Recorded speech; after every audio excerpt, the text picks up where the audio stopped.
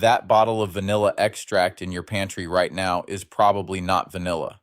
I spent 6 weeks pulling ingredient labels, FDA filings, and corporate ownership records on the vanilla brands sitting on grocery shelves across this country, and what I found changed how I bake.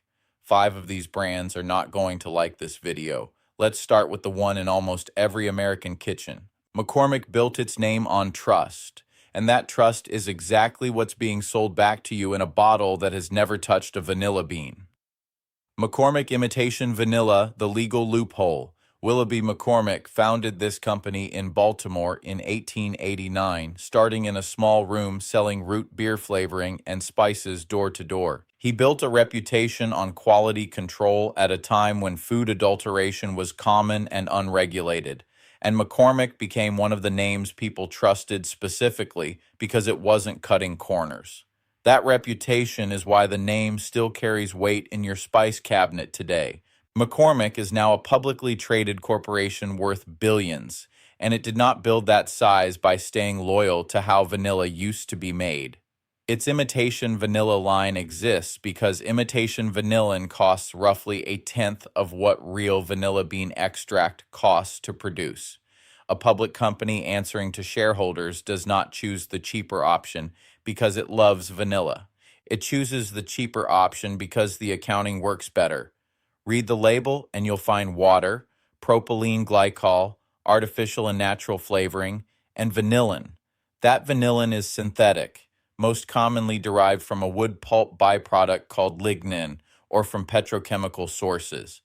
Under FDA Regulation 21 CFR 169.181, this product legally cannot claim to be vanilla extract, only imitation vanilla, precisely because it contains no actual vanilla bean. Here's the test that proves it. Bake 2 batches of vanilla cookies side by side, one with real extract, one with McCormick's imitation.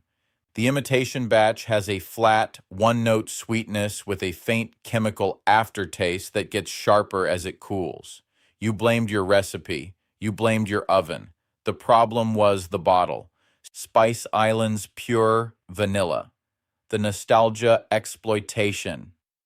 Spice Islands started in San Francisco in 1941 with a mission to bring restaurant-quality spices into home kitchens, branding itself as the gourmet choice on grocery shelves. For decades, that positioning worked, and the packaging still leans hard into that heritage image today.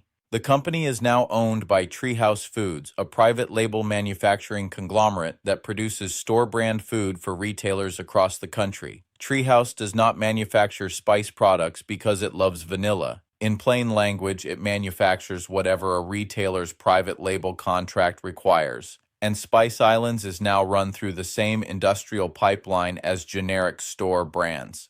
The current formula lists caramel color and corn syrup alongside a small amount of real vanilla bean extractives, a blend that lets it legally sit closer to pure while cutting cost. That caramel color exists purely for visual consistency, not flavor, and corn syrup is there to stretch volume. The result tastes noticeably thinner than the vanilla flavor most people remember from decades ago.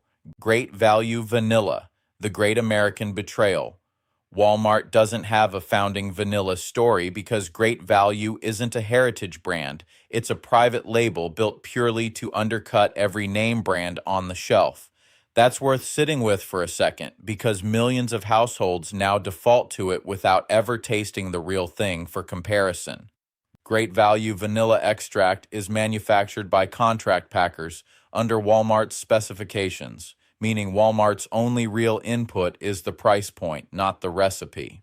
According to lab analyses circulated by home bakers, the sodium and sugar derivative content in the imitation version is higher than most people expect from something labeled simply vanilla flavor.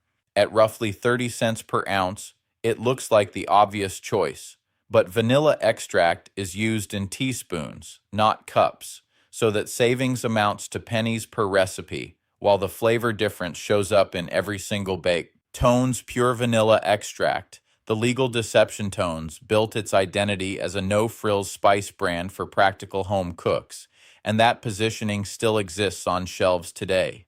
Like Spice Islands, Tones is also owned by Treehouse Foods, meaning two brands marketed as distinct competitors on the same shelf are frequently produced in the same facilities using the same base ingredients. Retailers do not disclose this to consumers, and Treehouse has no obligation to either, because private label manufacturing law only requires accurate ingredient labeling, not corporate transparency. That's the legal deception. You think you're choosing between two companies. You're often choosing between two labels on the same product line. Baker's Corner Vanilla, the generational betrayal. Baker's Corner is Aldi's private label baking brand built to serve customers who bake often and want to stretch a grocery budget. For families who bake weekly, the sheer volume of vanilla used over a year makes this brand's formula worth scrutinizing closely. The ingredient list leans on artificial flavor and caramel color rather than actual vanilla bean extractives, meaning the product legally cannot use the word extract without the word imitation, somewhere on the front label under FDA rules. If you've noticed your holiday baking tasting flatter than the version your mother made, this is very likely why. Your family deserves to know what changed. Now that we've covered the 5 brands worth avoiding, let me show you the 5 vanilla brands that are actually worth your money. Nielsen Massey Vanillas. Founded in 1907 and still family-owned, Nielsen Massey sources whole vanilla beans from Madagascar, Mexico, and Tahiti and extracts them slowly using traditional cold extraction methods. The ingredient list reads simply water, alcohol, and vanilla bean extractives, nothing else. At roughly $1.80 per ounce, it costs more than the imitation brands, but a single bottle lasts most home bakers several months. Spread across 90 days, the price difference between this and great value comes out to less than a single fast food combo meal.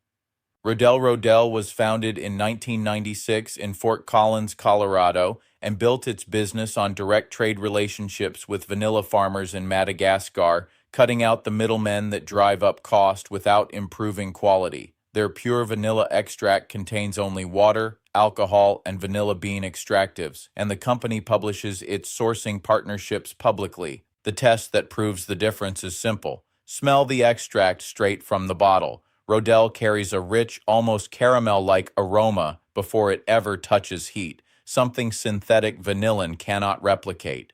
Simply Organic. Simply Organic is owned by Frontier Co-op, a cooperative structure rather than a shareholder-driven corporation, meaning decisions are made by member owners rather than quarterly earnings pressure. Their vanilla is certified USDA organic and fair trade, with sourcing audited by third-party certifiers. At around $2 per ounce, it sits at the premium end, but the co-op model means profits are reinvested rather than extracted for shareholder returns. Singing Dog Vanilla. Based in Oregon, Singing Dog specializes exclusively in vanilla, sourcing single-origin beans from Madagascar and Uganda with full traceability back to specific farming cooperatives. Their extract is non-GMO project verified and fair trade certified, and the company publishes exact harvest years on select batches. Hey Lala Vanilla. Hey Lala sources exclusively from Tonga, working directly with small farming families and paying above market rates to keep vanilla farming economically viable on the island. The company was founded specifically to support Tongan communities after cyclone damage devastated local agriculture, giving this bottle a story that goes well beyond flavor. That bottle in your pantry right now is either doing right by your family's cooking or quietly working against it. Subscribe and turn on notifications, because next week I'm tracking the exact same story through olive oil, and what I found there is worse. What's sitting in your kitchen that you've never questioned until now?